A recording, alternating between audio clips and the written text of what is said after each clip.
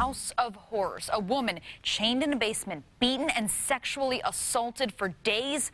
Right now, the hunt is underway for her attacker, 28-year-old Maurice Nelson. The Now's Mike Pelton has been digging through the court documents that detail that horrifying ordeal that woman endured. Mike.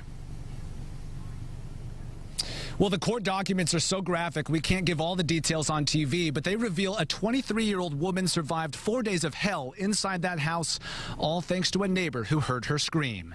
My reaction was, are you really, is this really happening? Brandon Owens lives next door to a nondescript house in the 4000 block of Norwaldo Avenue, where from inside he began to hear a woman scream. I was hearing her a couple times. I think the first time I was asking my friend about it, and I was asking about my friend about it, and he kind of thought I was crazy. Once sure of the screams, Brandon alerted a neighbor who called police. According to court documents, police found a 23-year-old woman in the basement with a chain around her neck, and she, quote, had shackles on her feet that had a chain connected to them that was bolted to the floor. When she was brought out, and she seemed very, very shaken, probably in shock.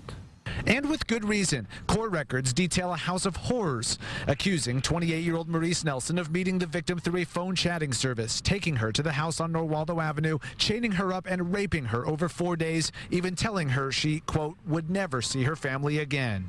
This is really odd, and we're really afraid because the person is still at large. And he's been missing for 2 weeks since police were called on July 14th. I can't comprehend that, why a person would do that.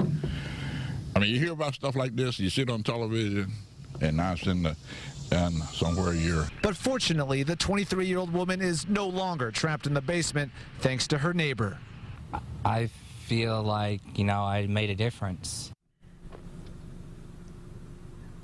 Now, court records reveal the victim identified Maurice Nelson in a photo lineup. Now, Nelson faces a long list of felony charges, and while police believe he may have gone to Fort Wayne, they aren't really sure. Now, of course, you can call Crime Stoppers anytime with any information. That number is 262-TIPS.